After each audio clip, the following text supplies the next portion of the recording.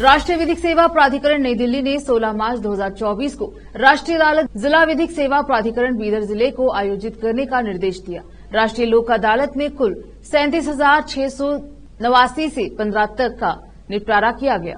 32,91,627 रुपयों और 16,638 मामलों का निपटारा किया गया है।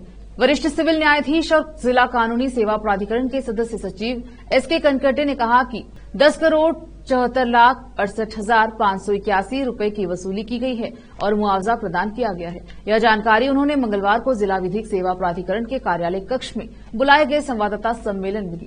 कैमरामैन पप्पूराज का कवरेज।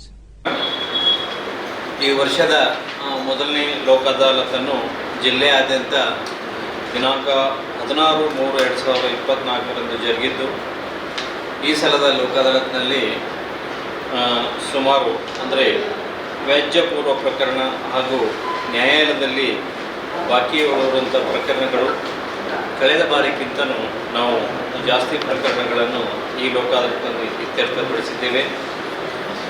ಪೆಂಡಿಂಗ್ ಪ್ರಕರಣಗಳಲ್ಲಿ ನಾವು ಸುಮಾರು 16,638 ಪ್ರಕರಣಗಳನ್ನು ಇತ್ಯರ್ಥಪಡಿಸಿ ಅದರಲ್ಲಿ ಸುಮಾರು 10,74,68,581 ರೂಪಾಯಿಗಳನ್ನು ವಸೂಲಿ ಮಾಡಲಾಗಿದೆ। ಅದೇ ರೀತಿಯಾಗಿ ನಾವು ವ್ಯಾಜ್ಯಪೂರ್ವ ಪ್ರಕರಣಗಳಲ್ಲಿ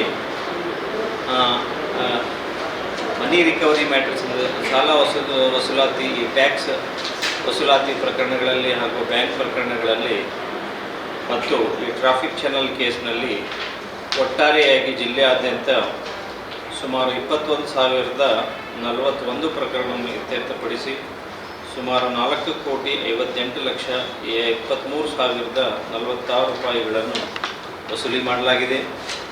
ಅದೇ ರೀತಿಯಾಗಿ ಈ ಸಲದ ಲೋಕ ಅದಾಲತ್ನಲ್ಲಿ ಸುಮಾರು 5 ದಂಪತಿಗಳನ್ನು ನಾವು ಒಂದುಗೂಡಿಸಿದ್ದೇವೆ। ಅದರಲ್ಲಿ ಬೀದರ್ನ ಕೇಂದ್ರ ಸ್ಥಾನದಲ್ಲಿರುವಂಥ ನ್ಯಾಯಾಲಯಗಳಲ್ಲಿ 3 ಪ್ರಕರಣಗಳನ್ನು ನಾವು ವಿವಾಹ ವಿಚ್ಛೇದನಕ್ಕಾಗಿ ಬಂದ ಹಾಗೂ